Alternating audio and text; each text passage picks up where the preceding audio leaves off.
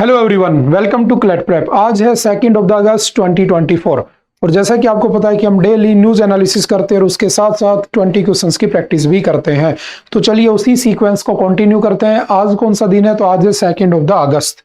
और आज हमारे हिस्ट्री में क्या इंपॉर्टेंट ऐसा कुछ हुआ था तो याद रखना, आज ही के दिन एक बिल पास हुआ था, एक एक्ट आया था जिसका नाम क्या था? Better government of India act, या जिसका नाम रखा गया था, देखो हमारे यहाँ पर 1857 में क्या हुई थी? रिवोल्ट, ठीक है। और ईस्ट इंडिया कंपनी का जो रूल था उस रिवोल्ट के बाद क्या हो गया था? खत्म हो गया था। तो हमारे यहाँ पर किसका रूल स्टार्ट हो गया था? तो मैं कह सकता हूं कि ब्रिटिश राज जो था उसकी स्टार्टिंग हो जाती है, ठीक है। और इसके बाद जब 1858 में जो एक्ट आता है, ठीक है, वो किस दिन पास हुआ था? तो याद रखना 2 अगस्त, ठीक है, 1858।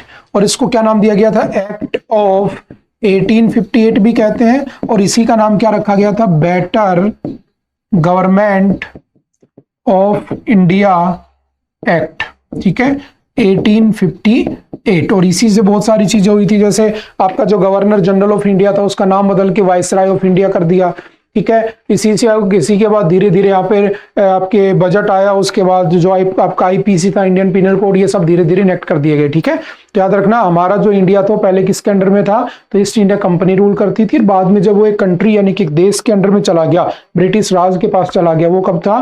तो 1858। क्या नाम था उसका? Better government of India act. उसके बाद एक एक्ट और आया था जिसका नाम था गवर्नमेंट ऑफ इंडिया एक्ट, जो 1935 में आया था। तो दोनों का डिफरेंस याद रखना, इसको कहते हैं better government of India act, उसको कहते हैं गवर्नमेंट ऑफ इंडिया एक्ट 1935। और हमारे कॉन्स्टिट्यूशन का 60 to 70% पार्ट हमने गवर्नमेंट ऑफ इंडिया एक्ट से ही बना रखा है, 1935 से, ठीक है। तो चलिए आज की न्यूज पर चलते हैं। जो सबसे पहली न्यूज आती है आपके सामने वो कौन सी है? तो देखो, आपने ये वाली न्यूज हर जगह देखी होगी, हर न्यूज़पेपर में, हिंदी इंग्लिश, ठीक है, हर न्यूज़पेपर में आपने इसको देखा होगा। क्या डिसीजन है? तो सिंपल से याद रखना, स्टेट्स कैन सब क्लासिफाई SCs फॉर कोटाज। देखो एक्चुअल में हुआ क्या है, आपने सुना होगा रिजर्वेशन, ठीक है। रिजर्वेशन की कहानी बहुत पुरानी है हमारे यहाँ पर। और रिजर्वेशन के अंदर आपने एक बात सुनी होगी कि रिजर्वेशन ना जो डिजर्विंग कैंडिडेट है उसको मिलना चाहिए, ना कि अनडिजर्विंग कैंडिडेट को। अब कैसे क्लासिफाई होगा कि कौन डिजर्विंग है कौन नॉन डिजर्विंग है? तो याद रखना, जैसे मान लो फॉर एग्जाम्पल, ठीक है, तो थोड़ा इसको समझ लेते हैं। 7 जज बैठे, ठीक है, कॉन्स्टिट्यूशनल बेंच बनी। अगर आपसे पूछे कौन से आर्टिकल में कॉन्स्टिट्यूशनल बेंच बनती है, तो याद रखना आर्टिकल 145 में, ठीक है। 3, 5, 7, 9, 11, 13 ऐसे जजों की बेंच बैठती है। आज तक सबसे बड़ी बेंच कब बैठी थी? तो 13 जजेस की बेंच बैठी थी 1973 में। कौन सा केस था? तो केशवानंद भारती केस में, ठीक है। 7:6 से डिसीजन आया होता है, ठीक है। तो ये हमने बात कर ली किसकी? कॉन्स्टिट्यूशनल बेंच की। आर्टिकल 145 में ये बनाई जाती है, ठीक है। अब समझना कि इसमें हुआ क्या कि ये 7 जो जज थे कौन कौन से थे? तो नाम याद रखना, आपके सामने फोटो लगी है, जस्टिस मनोज मिश्रा, त्रिवेदी, गवाई, चंद्रचूड़, ठीक है, जो हमारी CGI है, ठीक है, विक्रमनाथ, ठीक है, पंकज मित्तल, और लास्ट कौन है? चंद्र शर्मा, सतीश चंद्र शर्मा। अब देखो हुआ क्या, पहले इसको समझने से पहले थोड़ा सा हमें ये समझना पड़ेगा कि एक्चुअल में रिजर्वेशन क्या होता है। तो देखो, रिजर्वेशन हमने कुछ दिन पहले भी डिस्कस किया था। अगर रिजर्वेशन की बात की जाए तो अगर मैं इंडिया में रिजर्वेशन की बात करता हूं तो बेसिकली 3 जगह पर रिजर्वेशन मिलता है। या तो मुझे मिलेगा किसके अंदर? एजुकेशन के अंदर, या मुझे रिजर्वेशन मिलेगा कहां पर? जॉब के अंदर, या फिर मुझे मिलेगा कहां पर? तो पॉलिटिक्स में, ठीक है। लेकिन अगर मैं बात करता हूं कि जब हम इंडिपेंडेंट हुए थे तो उस टाइम पर यानी कि 1950 जब हमने अपना कॉन्स्टिट्यूशन इनेक्ट कर दिया था, जब हम रिपब्लिक हो गए थे, उस टाइम पर हमारे यहाँ पे ना एजुकेशन में था, ना जॉब में था, ना पॉलिटिक्स में था। तो एजुकेशन में पहली बार कब मिला? तो शायद आपने पढ़ा होगा, लास्ट टाइम हमने डिस्कस भी किया था, लास्ट टाइम उसमें एडिटोरियल में। फर्स्ट कॉन्स्टिट्यूशनल अमेंडमेंट होता है 1951 में, और वो केस होता है किसका? चंपाकम दोराई राजन, ठीक है, वर्सेस तमिलनाडु। और उस केस के अंदर क्या किया गया? आपकी आर्टिकल 15 का 4 जोड़ दिया गया। और जो आपकी SC ST की जो कैटेगरी थी, उनको जो नॉर्मल एजुकेशनल इंस्टीट्यूट होते हैं, जो कि आपके 10th 12th तक जो इंस्टीट्यूट होते हैं, उनके अंदर क्या दे दिया गया? तो उनको रिजर्वेशन दे दिया गया, ठीक है। उसके बाद धीरे धीरे आपने इसी में पढ़ा होगा, आगे चल के 2005 के अंदर जो आपके हायर एजुकेशन है उसके अंदर भी इनको क्या दे दिया गया? रिजर्वेशन दे दिया गया। तो ये तो हो गया किसका? एजुकेशन की बात। फिर बात आती है जॉब्स में। तो जॉब्स में कब मिला? तो याद रखना, जॉब्स के अंदर आपने एक केस पढ़ा होगा, इंदिरा साहनी केस। सबसे पहले इंदिरा साहनी केस आता है 1992। और उस केस में एक्चुअल में हुआ क्या था? तो थोड़ा सा समझने की कोशिश करना कि एक्चुअल में इंदिरा साहनी केस में 1992 में क्या डिसीजन दिया गया, तो समझना इसमें SC STs are the most backward among backward classes. Once part of the presidential list under Article 341, 342, there is no question of showing their backwardness again. मतलब क्या है, देखो याद रखना, आपके यहाँ पर जो SC है उसका आर्टिकल कौन सा है, तो उसका आर्टिकल है 341. आपका जो ST है उसका आर्टिकल कौन सा है, तो आर्टिकल है 342. अगर पूछे OBC अदर बैकवर्ड क्लास का, तो उसका आर्टिकल आपका आर्टिकल नंबर 340. ठीक है, जैसे ओबीसी को कितना रिजर्वेशन मिला था 1990 में, तो बीपी मंडल जो कमीशन बना था, उस बीपी मंडल कमीशन के बिहाफ पर इनको 27% रिजर्वेशन दिया गया. ठीक है, इनके पास 15% है, इनके पास 7.5%, 7.5%. अब इसमें कहा गया इंदिरा साहनी केस में कि जो बैकवर्ड क्लास वाले हैं ना, वो बैकवर्ड है, इसको बार बार दिखाने की जरूरत नहीं है. फिर एक केस आता है नागराज केस 2006. इसमें कहा गया quota benefit should go to the weakest of the weak and not to be snatched away by the members of the class who are in the top creamy layer. मतलब यहां से creamy layer का concept उठा. यानी कि देखो ऐसे समझो, जैसे मान लो आईएएस का एग्जाम हुआ था. ठीक है, तो कोई आईएएस में जैसे टीना डाबी है ना, वो 2015-16 के आसपास वो टॉपर रही थी. तो अल्टीमेटली उसके फादर मदर जो है वो भी क्या है, पहले से आईएएस की पोस्ट पर है, और उसने भी कोटा से वो जॉब पाली. तो कहीं ना कहीं जो क्रीमी लेयर है उसको बेनिफिट मिल रहा है. तो जो गरीब आदमी है जिसको ये बेनिफिट मिलना चाहिए था, उसको ये बेनिफिट नहीं मिल रहा है. तो कहा गया, अभी भी सुप्रीम कोर्ट ने ये डिसीजन दिया गया है कि पूरा डाटाबेस तैयार करो और उसके बाद जो क्रीमी और नॉन क्रीमी लेयर है ना उसको फाइंड आउट करो. और जो क्रीमी लेयर है ना उसको ये बेनिफिट नहीं मिलना चाहिए. यानी कि मान लो कल को किसी को रिजर्वेशन मिलता है और कोटे के बिहाफ पर वो जॉब पा लेता है, ठीक है, किसी अच्छी पोस्ट पर पहुंच जाता है, और उसके बाद उसकी कंडीशन अच्छी हो जाती है, फाइनेंशियल कंडीशन हर तरीके से सोसाइटी में, ठीक है, उसका सोशल अपलिफ्टमेंट हो जाता है या उसका फाइनेंशियल अपलिफ्टमेंट हो जाता है. देखो दो चीजें होती हैं. भीमराव अंबेडकर जी ने कहा था अगर सोशल अपलिफ्टमेंट होना है तो आपका इकोनॉमिकल अपलिफ्टमेंट होना बहुत जरूरी है. ठीक है, और अगर दोनों एक दूसरे के पहलू है, ध्यान रखना. जैसे सोसाइटी को सुधारना है तो धर्म को सुधार दो, धर्म को सुधारना है तो सोसाइटी को सुधार दो. एक सुधार दो कि दूसरा सुधर जाएगा. ठीक है, दोनों एक दूसरे पे डिपेंड करते हैं. ऐसे ही अगर किसी का इकोनॉमिकली अपलिफ्टमेंट कर दोगे, पैसा उसके पास अच्छा आ जाएगा, तो उसका लिविंग स्टैंडर्ड बढ़ जाएगा, एजुकेशन का स्टैंडर्ड बढ़ जाएगा, तो हर चीज बढ़ जाएगी. वो अपने बच्चों को अच्छी जगह एजुकेशन दिलाएगा तो बच्चे अपने आप आगे निकल जाएंगे. तो या तो उनको इकोनॉमिकली बेनिफिट दो या फिर उनको क्या दो, सोशल अपलिफ्टमेंट करो. यानी कि उनको उसमें सोसाइटी में रिजर्वेशन दो, ताकि जब सोशल अपलिफ्टमेंट होगा, अच्छी पोस्ट पर पहुंचेंगे, अच्छा पैसा कमाएंगे, तो अपने बच्चों को अच्छी जगह पढ़ाएंगे तो उनके बच्चे भी अपलिफ्ट कर जाएंगे. तो दोनों पहलू एक साथ ही चलते हैं. इसी को ध्यान में रखते कहा गया कि जो इकोनॉमिकली वीकर सेक्शन है या जो क्रीमी लेयर आता है उसको हटा दो, नॉन क्रीमी लेयर को क्या मिलना चाहिए, रिजर्वेशन मिलना चाहिए. बात समझ में आ रही है? तो यही डिसीजन किस में दिया गया, अभी आपके 7 जजेस की बेंच के अंदर. ठीक है, अब हुआ क्या, जैसे फॉर एग्जांपल इन्होंने कह दिया अब ये जरूरी नहीं है कि ये लागू होगा. ठीक है, अब इसके ऊपर बहुत बहस होनी बाकी है. हो सकता है कि पार्लियामेंट कह दे कि हम ऐसा नहीं करेंगे और वो कुछ नया रूल बनाकर नया बिल पास करके वो कर दे. हो सकता है कि इसको इंस्ट्रक्ट कर दिया जाए कि ऐसा करना पड़ेगा आपको. तो कुछ लोग कहेंगे होना चाहिए, कुछ लोग कहेंगे नहीं होना चाहिए. तो ये बहस तो कंटिन्यू चलती रहेगी. लेकिन हमें तो एग्जाम के हिसाब से तैयार रखना है, तो अपनी तैयारी रखनी है. तो एग्जाम के हिसाब से कैसे तैयारी रखनी है, तो आर्टिकल कौन कौन से हैं, तो SC का 341, ST का 342, आपके OBC का 340. अगर बात करें इनके नेशनल कमीशंस की कि इनके नेशनल कमीशंस कौन कौन से आर्टिकल्स में लिखे हुए हैं, तो सिंपल सा याद रखना, national commission for SC article number 338. अगर पूछे नेशनल कमीशन फॉर ST तो याद रखना आर्टिकल नंबर 338 का A पार्ट. और अगर पूछे नेशनल कमीशन फॉर OBC तो उसका याद रखना आर्टिकल नंबर 338 का B. ठीक है, अभी कितना रिजर्वेशन इनको मिलता है SC ST OBC को, तो सिंपल सा ये टेबल आपने बार बार पढ़ी होगी.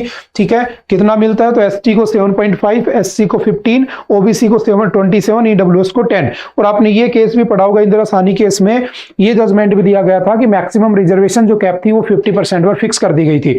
ठीक है, तो इस बात को भी थोड़ा सा ध्यान रखना. उसके बाद कहा गया था क्या कि क्रिमिनल को हटाया जाए, उनको ना दिया जाए. और बाद में नागराज का जो केस हुआ 2006 उसमें भी यही बात उठाई गई थी. ठीक है, तो इन कुछ बातों को थोड़ा सा ध्यान रखना. और अगर आप देखोगे कि अभी जो बिहार था उसके अंदर क्या हुआ था, कास्ट बेस्ड सेंसस. और कास्ट बेस्ड सेंसस में बिहार ने क्या कहा, पहले OBC को रिजर्वेशन कितना था, तो इनके यहाँ पर OBC को रिजर्वेशन था 27%. लेकिन इनकी पॉपुलेशन अब बढ़ चुकी है. OBC की पॉपुलेशन कितनी हो चुकी है, तो एक्सट्रीमली बैकवर्ड क्लास 18% से 25 हो चुके हैं. ठीक है, बैकवर्ड क्लास 12 से 18 हो चुकी है, शेड्यूल्ड कास्ट 16 से 20 हो चुकी है, 1 से 2 और 3 से 0. तो अल्टीमेटली इन्होंने कहा कि पहले 50% मिलता था, अब 65% मिलना चाहिए। इसी की डिमांड कौन उठा रहे थे? तो बिहार उठा रहा था। ठीक है, तो ये जो मुद्दा है, जो इश्यू है, इसको हम बार बार पढ़ते भी रहते हैं। प्लीज इसको कंटिन्यूटी बनाए रखें इसके अंदर। अगर कुछ अच्छा जजमेंट आएगा तो हम इसको दोबारा से कवर करने की कोशिश करेंगे। ठीक है, और कौन कौन सी जगह पर मिलता है तो याद रखना, आपकी आर्टिकल नंबर 15 में, जो कि आपका सोसाइटी में, ठीक है, no discrimination in the society. ठीक है, और आपका आर्टिकल नंबर 16 जो क्या कहता है? Equal opportunity. ठीक है, इक्वालिटी इन जॉब्स अपॉर्चुनिटी। ठीक है, जॉब्स में क्या मिलेगा? सबको इक्वालिटी मिलनी चाहिए। ठीक है, तो इन कुछ बातों को थोड़ा सा ध्यान रखना है। जब ये दोबारा न्यूज में बनेगा तो हम इसको फिर से डिस्कस कर लेंगे। ठीक है, उसके बाद नेक्स्ट कौन सा है? Swapnil guns down third shooting medal for India. देखो, आपने पढ़ा होगा, अभी ओलंपिक्स चल रहे हैं, पेरिस ओलंपिक्स चल रहे हैं, उसमें तीसरा में ब्रॉन्ज मेडल मिला है। ठीक है, किसने लिया? स्वप्निल में। ठीक है, इसने किस में लिया? तो इसने भी शूटिंग में। तीनों अभी तक शूटिंग में, मनु भाकर के साथ सरबजोत, और उसके बाद आपके कौन? आपके स्वप्निल। ठीक है, तो अभी तक 3 मेडल मिले हैं। मैं बार बार ये कह रहा हूं कि जब ये कंटिन्यू खत्म हो जाएगा, जब पेरिस ओलंपिक्स लास्ट हो जाएंगे, फिनिश हो जाएंगे, उसके बाद इंडिया कितने मेडल जीता, कौन टॉप पर रहा, कौन टॉप पर नहीं रहा, सबसे लास्ट कौन रहा, ये सारे डाटा हम एक पर्टिकुलर वीडियो में पढ़ लेंगे। ठीक है, तो अभी इसकी वीडियो बनाना पॉसिबल है नहीं, क्योंकि अभी चल रहा है। जब ये खत्म हो जाएगा तो आपको बिना कहीं एक वीडियो आपकी MITs में मिल जाएगी आपको। ठीक है, तो इस बात को हम इसको यहीं पर स्किप कर देते हैं। ठीक है, इसका क्या क्या इसमें प्रोविजन थे, कौन उसके फ्लैग बियरर थे इंडिया की तरफ से। ठीक है, वो सारी चीजें हम उसमें पढ़ लेंगे। ठीक है, उसके बाद कौन सा है? Above normal rain in August La Nina could intensify September precipitation. देखो, एक्चुअल में हुआ क्या है समझना। आपने पढ़ा होगा ला नीना, अल नीनो। ठीक है, एक होता है अल्नीना या अल्नीनो कह देते हैं, एक होता है लानीना या ला नीनो कह देते हैं। तो आई थिंक ये चीज आप लोग पढ़ चुके हो बहुत बार, पूरे साल से यही चल रहा है। IMD क्या है हमारा? Indian Meteorological Department. कब बना था IMD? तो ये भी आप जानते हो कब बना था? 1875। ठीक है, अब ये क्या करता है? वेदर फोरकास्टिंग का काम करता है। अभी क्या हो रही है? भयंकर तरीके से बारिश हो रही है। तो ये कह रहा है कि आने वाले जुलाई के बाद, अभी तो जुलाई चल रहा है, अगस्त आ गया सॉरी, ठीक है, सितंबर तक क्या आ सकती है? बारिश आ सकती है भयंकर। और किसका इसका रीजन क्या है? तो इसका रीजन है अल नीनो और ला नीनो। तो समझना व्हाट इज ला नीनो, ठीक है, ला नीना। तो समझो, बाकी हम पढ़ चुके हैं काफी बार। मैंने कहा कि मान लो ये आपका क्या बना हुआ है? ओशियन बना हुआ है। ठीक है, अब एक बात समझना, यहां पर जब वार्म वाटर मूवमेंट होती है तो ये जहां जहां टकराएगी, देखो सिंपल सा समझ लो, जब ज्यादा धूप पड़ेगी तो ज्यादा वाटर का इवेपोरेशन होगा, ज्यादा इवेपोरेशन होगा तो ज्यादा बादल बनेंगे। तो पानी में ज्यादा बादल बन रहे हैं क्योंकि पानी से तो इवेपोरेशन हो रहा है, लेकिन जो जमीन सूखी है, जो सरफेस एरिया है, वहां पर तो बादल बनेंगे नहीं, तो वहां गर्मी पड़ जाएगी। तो ये जो मूवमेंट थी, ये जहां ज्यादा टकरा जाएगी, जाके जहां बादल टकरा जाएंगे वहां तो बारिश हो जाएगी भयंकर, और जहां बादल नहीं टकराएंगे वहां पर सूखा पड़ जाएगा, वहां पर गर्मी बहुत ज्यादा पड़ जाएगी। इसलिए आपने देखा होगा जो यूरोपियन कंट्रीज है उनके अंदर पूरा का पूरा क्या चल रही थी? हीट वेव चल रही थी। इधर यूरोपियन कंट्रीज में, इन सब में क्यों चल रही थी? क्योंकि वहां पर टेम्परेचर बढ़ चुका था। बात समझ में आ रही है? तो सिंपल सा याद रखना, अगर मैं आपसे कह रहा हूं कि मान लो ये आपका अर्थ है, ठीक है, ये बीच में क्या है? 0 डिग्री। ठीक है, इसके ऊपर थोड़ा सा चला जाऊं तो 23.5 डिग्री नॉर्थ, और थोड़ा सा ऊपर चला जाऊं तो 66.5 डिग्री नॉर्थ। ये कौन सा हो गया? 90 डिग्री नॉर्थ।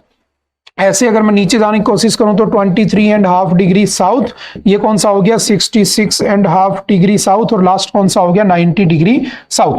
अब एक बात समझना, इसको क्या कहते हैं? इक्वेटर, इसको ट्रॉपिक ऑफ कैंसर, इसको आपका आर्कटिक, इसको कहते हैं ट्रॉपिक ऑफ कैप्रिकॉर्न, इसको कहते हैं अंटार्कटिक, और ये दोनों हो गए पोल। अब समझना, मैक्सिमम हीट तो 0 डिग्री के आसपास पड़ती है। तो यहां से जो हवाएं चलती हैं, इन हवाओं को क्या कहते हैं? विंड। ठीक है, जो कि क्या होती हैं? गर्म होती हैं। और जो यहां से हवाएं चलती हैं इनको क्या कहते हैं? जेट, जो क्या होती हैं? ठंडी होती हैं। तो याद रखना, जो विंड की वजह से आता है उसे क्या कहते हैं? El Nino. ठीक है, और जो जेट की वजह से आता है उसे क्या कह देते हैं? ला नीनो। ठीक है, तो अल नीनो का ही जो विंटर, या कह सकता हूं कि उसका जो काउंटर है, ठीक है, वो क्या कहलाता है? ला नीनो कहलाता है। ठीक है, और इसकी वजह से अब क्या हो रही है? भारत में मैक्सिमम रेन हो रही है। ये कॉन्सेप्ट हम काफी बार पढ़ भी चुके हैं। ठीक है, तो सिंपल सा याद रखना, अभी बारिश चलती रहेगी, कभी साइक्लोन आएंगे, कभी लैंडस्लाइडिंग होगी, तो न्यूज में आता रहेगा।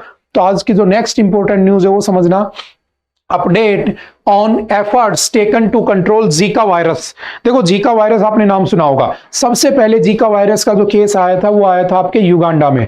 ठीक है, अब समझना, उस युगांडा कंट्री के अंदर सबसे पहला केस आया था 1947। इस वायरस, ये जो वायरस है किसकी वजह से होता है, तो मॉस्किटो बॉर्न डिजीज है, ठीक है। अब एक बात समझना, इसका आउटब्रेक कब हुआ, 2017 में दुनिया भर में। सबसे पहले किस में था, तो रीशियस मैकाके मंकी के अंदर, ठीक है। Public health emergency of international concern, इसको डब्ल्यूएचओ ने कब अनाउंस किया था, 2016, ठीक है। डब्ल्यूएचओ वर्ल्ड हेल्थ ऑर्गेनाइजेशन, ठीक है, कब बना था, 7 अप्रैल 1948। इसका हेडक्वार्टर कहाँ पे है, तो याद रखना हेडक्वार्टर आपके जेनेवा स्विट्जरलैंड। और आपके एग्जाम में मोस्टली हेडक्वार्टर वगैरह पूछ लेते हैं, तो इन चीजों को ध्यान रखना। अब मैंने कहा कि होता क्या है इसके अंदर, जीका वायरस में क्या होता है कि जैसे मान लो कोई प्रेग्नेंट मदर है, ठीक है।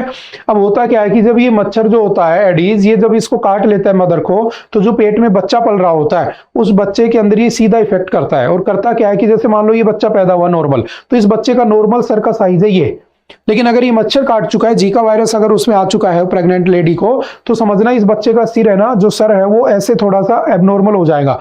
और अगर वो बहुत ही ज्यादा उसमें इन्फेक्शन हो चुका है तो उसका सर बहुत ही ज्यादा एबनॉर्मल हो जाएगा। तो आपने देखा होगा कि बहुत सारे बच्चे ऐसे देखे होंगे जिनके सर ना उनके नॉर्मल साइज से बहुत ज्यादा बड़े बड़े सर होते हैं। तो अल्टीमेटली किसकी वजह से होता है, एक वायरस होता है जीका। और ये इंडिया में ऐसे इसलिए कह रहा हूं मैं क्योंकि इंडिया के अंदर भी 2018 में राजस्थान में 60 to 70 केस थे, यानी कि प्रेग्नेंट वुमेन जो थी वो जीका वायरस से क्या थी, पहले से इन्फेक्टेड थी। तो अब अल्टीमेटली सोचो कि उसको कंट्रोल करने का कोई तरीका नहीं है। उसके अंदर क्या होता है, जो पेट में बच्चा पल रहा होता है उस बच्चे का जो हेड होता है, जो सर होता है, वो एबनॉर्मली ग्रो करना शुरू कर देता है, जो उस बच्चे को भी तकलीफ देता है और उस मदर को भी तकलीफ देता है। तो इससे बचने का सबसे अच्छा तरीका है कि जब भी कभी आप देखो तो प्रेग्नेंट वुमेन अगर है तो उसको मच्छरों से बचा के रखना चाहिए, क्योंकि अगर इस वायरस ये डिजीज फैली, क्योंकि इंडिया में आ चुका है, तो उससे क्या हो सकता है, बच्चे के ऊपर इफेक्ट पड़ सकता है। और सिर्फ प्रेग्नेंट वुमेन नहीं, हर किसी को मच्छरों से बच के रहना चाहिए, क्योंकि दुनिया में सबसे ज्यादा अगर किसी की डेथ हुई है तो उसका रिस्पॉन्सिबल कौन है, तो नंबर 1 पे आता है मॉस्किटोज यानी कि मच्छर, ठीक है। तो इन बातों को 2-4 याद रखना एग्जाम के पॉइंट ऑफ व्यू से, ठीक है। उसके बाद अगर आपसे पूछे और क्या क्या होता है जीका वायरस में, तो सिंपल से समझना किससे होता है, तो एडीज इजिप्टी से होता है, ठीक है। 1947 वही सारी बातें हैं, ठीक है। इसका ट्रीटमेंट कोई अभी अवेलेबल नहीं है, कोई इसकी नो ट्रीटमेंट और vaccine for the Zika virus, ठीक है। और ये होता कैसे है, तो आप प्रेग्नेंट वुमेन्स के अंदर फैल जाता है, सिंपल सा याद रखना, ठीक है। फीवर, मसल पेन और ये सब बॉडी में आपको देखने को मिलेगा। ये जरूरी नहीं है कि ये सिर्फ फीमेल्स को ही होता है, ये किसी को भी हो सकता है, लेकिन ये इफेक्ट किसको करता है, फीमेल्स को ज्यादा करता है। या अगर नॉर्मल ही किसी ह्यूमन को, किसी मेल को हो जाता है तो कोई प्रॉब्लम नहीं है, उसके सर दर्द होगा और ये सब होगा, फिर वो ठीक हो जाएगा, ठीक है। लेकिन अगर प्रेग्नेंट वुमन को काट लिया तो उस बच्चे के सर के ऊपर वो इफेक्ट डाल देता है। ये एक ऐसी बीमारी है, तो सिंपल सा याद रखना, ठीक है। और इसके केस अभी बढ़ रहे हैं क्योंकि बारिश का टाइम आ चुका है, तो हमारी सरकार को इसके लिए कुछ ना कुछ स्टेप्स उठाने चाहिए, तो इस वजह से न्यूज में आ गया और कुछ भी नहीं है, ठीक है। उसके बाद चलते next, how educated mothers of young kids can help strengthen their learning journey.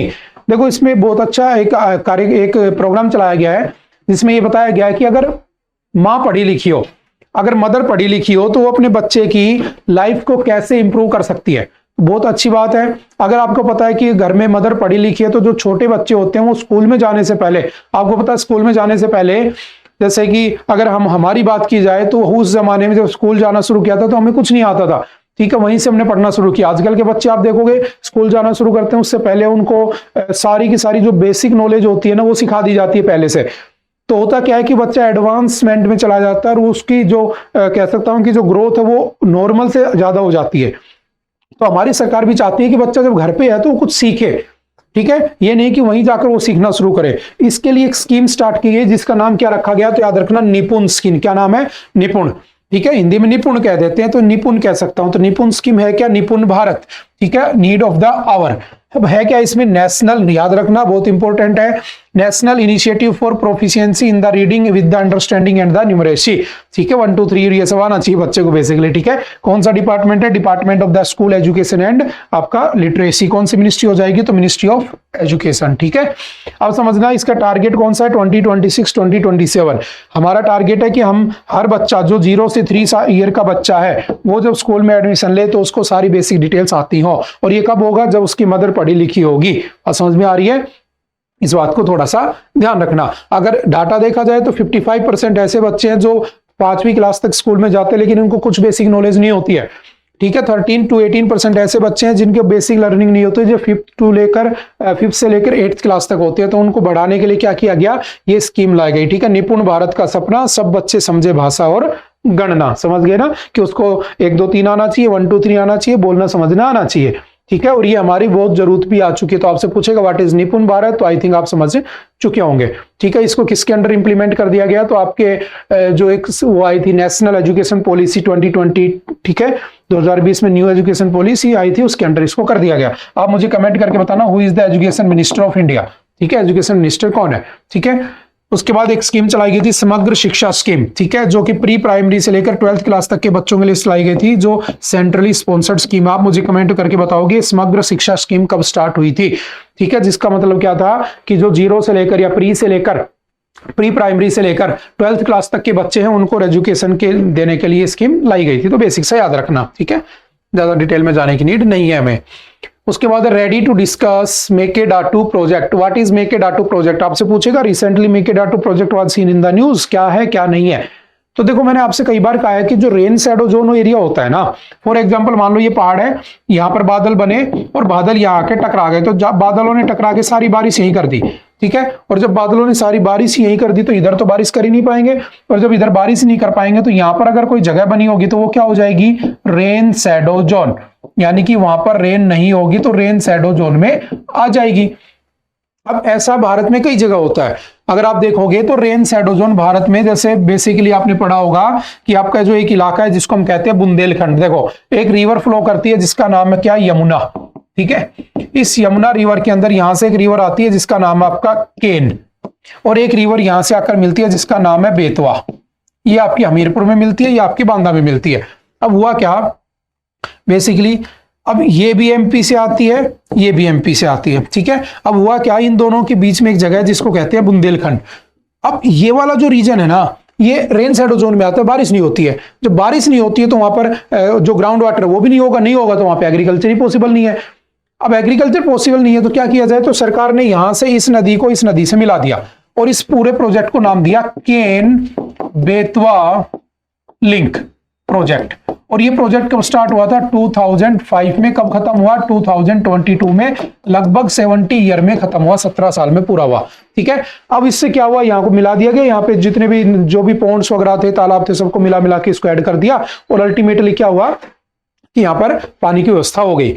और ये लगभग याद रखना 48,000 करोड़ रुपीस की स्कीम थी, और ये सेंटर और स्टेट में दोनों में डिवाइडेड थी। 90% इसमें स्टेट का, सेंटर का पैसा था, 10% इसमें स्टेट का पैसा था, ठीक है। एमपी यहां से दोनों निकलती है तो एमपी और यूपी दोनों में बना हुआ है, समझ गए। ऐसे ही आपने पढ़ा होगा एक रिवर है तुंगभद्रा, उसमें तुंग और भद्रा के बीच में जो है ना, अलग अलग दो नदियां हैं, तुंग और भद्रा, दोनों मिलकर तुंग भद्रा बनाती है, जिसके ऊपर एंशिएंट टाइम में आपकी हम्पी या आपका विजयनगर एम्पायर बना हुआ था।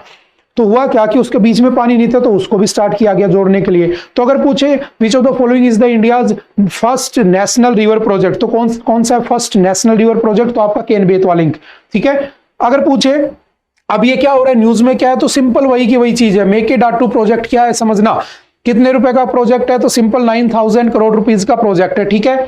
कहां पर, कर्नाटक में, ओंटी गोंडलू में इसको प्रपोज्ड है। Project site is at confluence of the Kaveri और इट्स ट्रिब्यूटरी जो अर्कावती है, इन दोनों के बीच में है। Reservoir aimed at ensuring drinking water to Bengaluru and adjacent areas, यहां तक ड्रिंकिंग वाटर पहुंचाने के लिए। और इसके ऊपर 400 मेगावाट का क्या बनेगा, पावर भी प्रोजेक्ट भी बनाया जाएगा, हाइड्रो पावर प्रोजेक्ट। समझ में आ रही है बात, क्योंकि बैंगलोर में आपने देखा होगा पीने के पानी की बड़ी प्रॉब्लम होती है, ठीक है, तो इसके लिए इसको किया गया। तो थोड़ी सी बातें एटलीस्ट याद रखना, ठीक है। नेक्स्ट है tiger count jumps from 5 to 10 in the Chhattisgarh Achanakmar reserve. देखो जो छत्तीसगढ़ का आचन का क्या नाम है इसका, अचाना कमर रिजर्व, ठीक है। इसके अंदर बेसिकली क्या हुआ, जो टाइगर थे वो 5 से 10 हो गए, तो न्यूज में आ गया। तो आपसे पूछेगा कहां पे है, तो बिलासपुर छत्तीसगढ़, ठीक है। कब बना था, 1975, ठीक है। टाइगर रिजर्व कब बनाया गया इसको, 2009। कौन सी रिवर इसके अंदर से फ्लो करती है, तो याद रखना मनियारी रिवर फ्लो करती है इसके थ्रू, ठीक है। आपसे पूछेगा बाइगास टाइप कौन है, तो याद रखना इसी के अंदर बाइगास टाइप रहती है, जहां पे ये टाइगर प्रोजेक्ट, ये जो आपका टाइगर रिजर्व बना हुआ है, ठीक है, जो कि आपकी पीवीटीजी में आती है। और पीवीटीजी में कितनी ट्राइब आती हैं, 75 ट्राइब आती हैं। टोटल ट्राइब कितनी है हमारे पास, तो टोटल ट्राइब्स हमारे पास है बेसिकली कितनी, 705 ट्राइब्स हैं, ठीक है। अब एक बात समझना, भारत में बहुत सारे टाइगर रिजर्व बने हुए हैं, जैसे आपके सामने लिस्ट बनी हुई है, राजा जी, कॉर्बेट, दुधवा, वाल्मीकि, पन्ना, संजय, ठीक है, बुकशाल, ये बहुत सारे बने हुए हैं। लेकिन इन सबको रटना नहीं है क्योंकि आप भूल जाओगे, है ना। तो जब जो कोई न्यूज में आता है ना, तो उसको पढ़ लिया करो, ताकि रिसेंटली ऐसा कुछ कहीं कुछ हुआ था और वो पूछ ले तो हमें ध्यान रहे, बात समझ में आ रही है ना। तो इस पर्पज से पढ़ोगे तो आपको याद भी रहेंगी चीजें, ठीक है। उसके बाद अच्छा, टोटल टाइगर कितने थे हमारे पास, लास्ट जो सेंसस हुआ था हमने टाइगर का तो उसमें 3167 टाइगर्स थे, ठीक है। और अभी यहाँ पर 5 से 10 हो गए तो न्यूज में आ गया। और टाइगर से आपको पता होना चाहिए टाइगर प्रोजेक्ट कब स्टार्ट हुआ था, तो एक एक्ट आया था, क्या नाम था उसका, वाइल्ड लाइफ प्रोटेक्शन एक्ट, ठीक है। और वाइल्ड लाइफ प्रोटेक्शन एक्ट कब आया था, तो यह आया था आपका 1972 के अंदर, सॉरी 1972 के अंदर, ठीक है। और इसी के अंदर कौन सा प्रोजेक्ट चलाया गया, तो प्रोजेक्ट टाइगर, ठीक है, जो कब चला था 1973 के अंदर चला था, ठीक है, सिंपल सा याद रखना। और इंटरनेशनल टाइगर डे कब बनाते हैं, 29 ऑफ द जुलाई, जो कि कल परसों गया है, ठीक है। उसके बाद चलते हैं नेक्स्ट,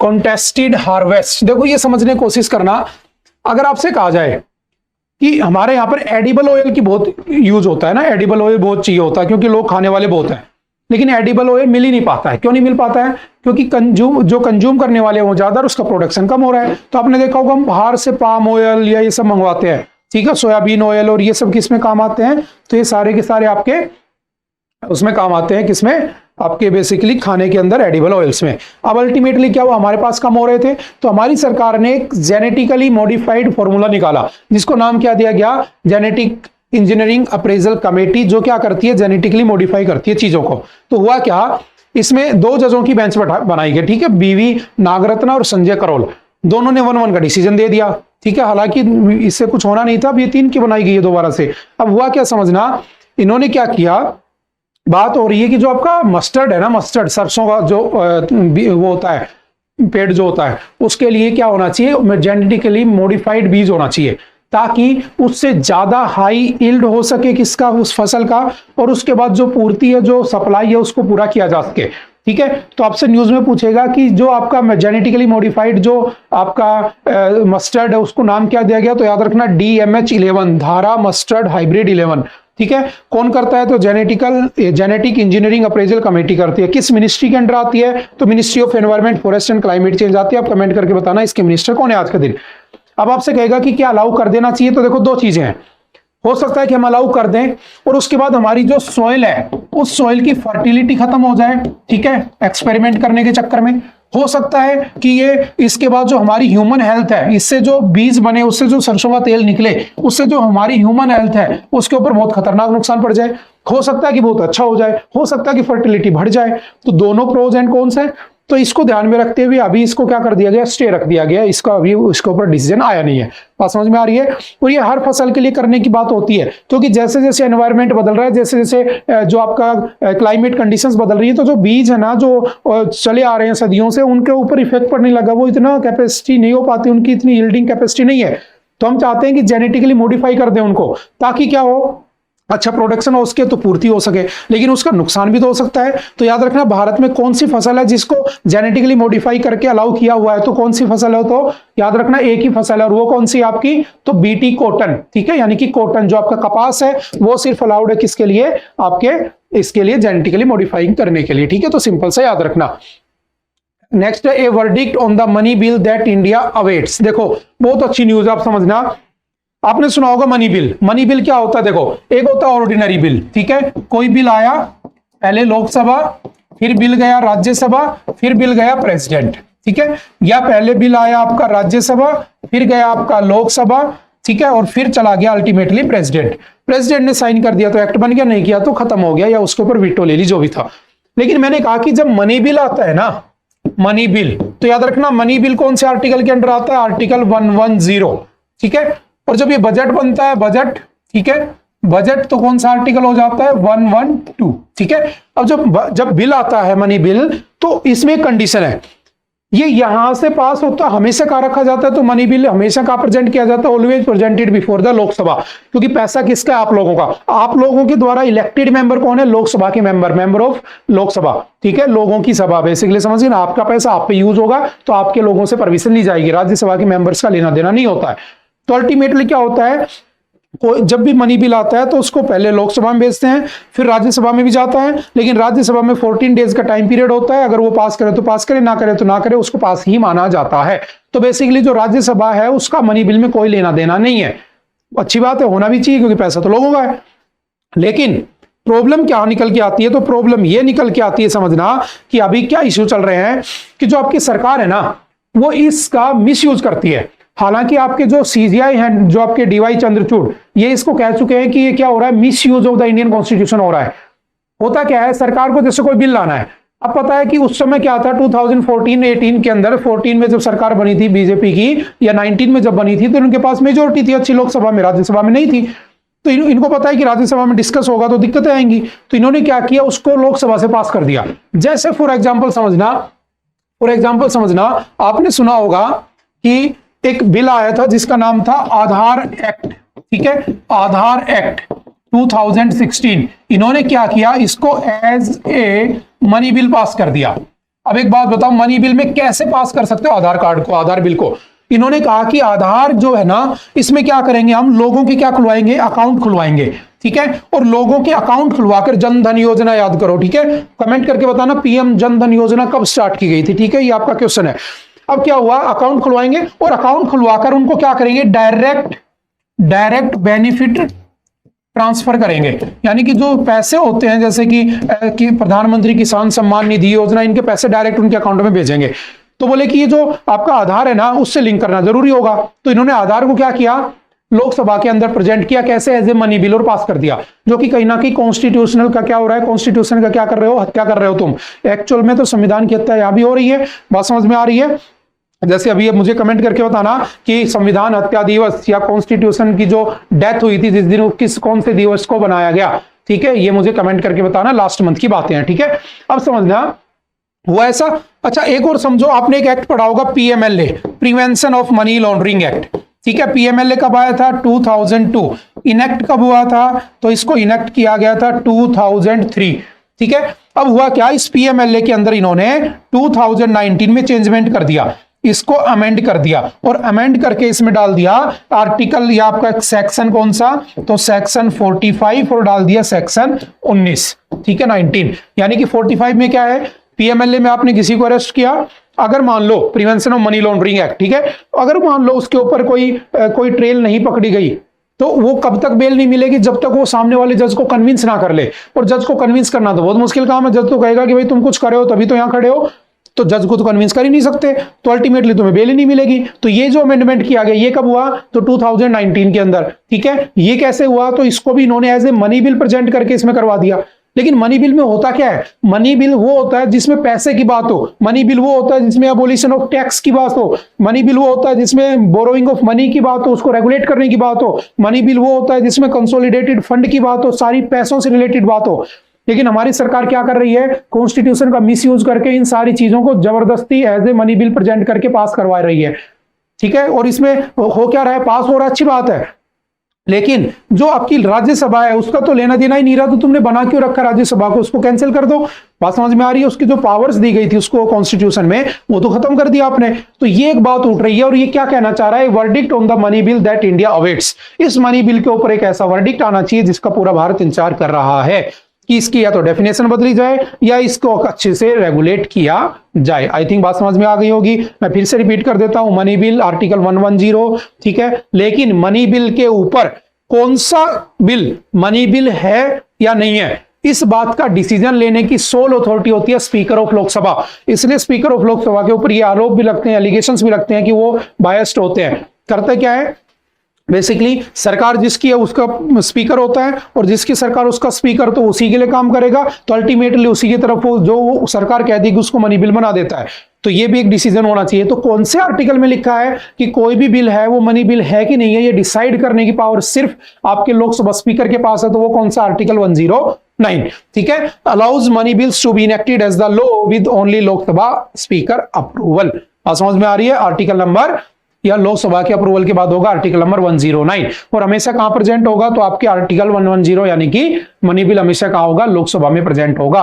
आई थिंक आपको बातें समझ में आ गई होंगी कि इसकी हमें क्यों नीड है और क्यों हमें इसको लाना चाहिए, ठीक है। अच्छा, फाइनल यस और नो कौन से आर्टिकल में? 110 के 3 में, और हमेशा कहाँ आएगा? तो लोकसभा अप्रूवल 109। इसको एक बार ध्यान रखना, ठीक है। बहुत सारे एक्ट है जिनको इसके थ्रू इन्होंने इलीगल तरीके से, मैं कह सकता हूं कि पास ऑन किया होता है, ठीक है। जैसे फाइनेंस एक्ट आया था 2019, उसको भी इन्होंने चेंज किया, ठीक है। 2017 में भी इन्होंने एक एक्ट को चेंज किया था। तो ये सारी चीजें भी इसमें डिस्कस की हुई हैं आर्टिकल में। नेक्स्ट आ जाता है 4 dead as the cloud burst flash floods break havoc in the Himachal. क्योंकि हिमाचल के अंदर, मंडी के अंदर क्या हुआ बेसिकली, वहां पे क्लाउड बर्स्ट हो गया, बादल फट गया। अब आप कहोगे कि सर एक्चुअल में बादल फटते हैं क्या? तो बादल फटते फटते नहीं है, ध्यान रखना। बादल फटने का सिंपल सा मतलब यह है कि किसी एक पर्टिकुलर रीजन पे, जो कि 20 to 30 स्क्वायर किलोमीटर का रीजन होता है, ठीक है, इस रीजन के अंदर मैंने कहा बादल बने हुए थे, और ये बादल इस रीजन में 1 घंटे के अंदर, विद इन 1 आवर, ये यहां पर अगर 100 mm बारिश कर दे तो समझ लो कि बादल फट गया। यानी कि सिंपल सी डेफिनेशन ये होगी कि एक जगह पर 1 घंटे के अंदर, एक पर्टिकुलर रीजन के अंदर अगर भयंकर बारिश हो जाए, ठीक है, कितनी भयंकर कि 100 mm बारिश हो जाए उस रीजन में, तो उसे हम क्या कहते हैं? बादल का फटना। अब कहोगे सर ये कैसे काउंट होता है? तो सिंपल सा एक तरीका होता है, आप ओपन में एक बाल्टी रख दीजिए, बारिश हो रही है, ठीक है, ओपन, उस बारिश से अगर वो बाल्टी भर जाती है, ठीक है, उस बारिश की बूंदों से कितनी जो आपकी बाल्टी या बकेट भर रही है, ठीक है, कितने घंटे के हिसाब से उससे क्या निकाला जाता है? उस mm का रेशो निकाल लिया जाता है कि इतनी mm बारिश हुई। बात समझ में आ रही है? ठीक है, वो पूरे एक जगह पर कितना पानी इकट्ठा हुआ उसको हम ऐसे कैलकुलेट कर लेते हैं, सिंपल सा तरीका होता है, ठीक है। तो 1 आवर में 100 mm बारिश हो जाए, इससे ज्यादा हो जाए, ठीक है, और कहां पर? किसी 20 से 30 स्क्वायर किलोमीटर के एरिया में, तो हम उसे क्या कह देते हैं? लगभग बादल का फटना। और ये कहां पर हुआ? तो आपके मंडी, हिमाचल प्रदेश में, जिसमें 49 मिसिंग है। आपने देखा होगा कल परसों आपके केरल के अंदर लैंडस्लाइडिंग हो गई थी। तो ये बहुत सारे इश्यूज हो रहे हैं, ठीक है, और ये बादलों की वजह से हो रही है, बारिश की वजह से ये हो रहे हैं। तो बार बार न्यूज में भी आ रहे हैं, और ये आगे भी आते रहेंगे, तो हम इनको डिस्कस करते रहेंगे। और जब जब ये न्यूज में आएंगे तो हमें कुछ ना कुछ नया सीखने को मिलेगा, ठीक है, और हम उसी के साथ उसको आगे कंटिन्यू बनाए रखेंगे, ठीक है। तो उसके बाद चलते नेक्स्ट, इसको हम जब न्यूज आ जाएगी एक्स्ट्रा तो हम देख लेंगे।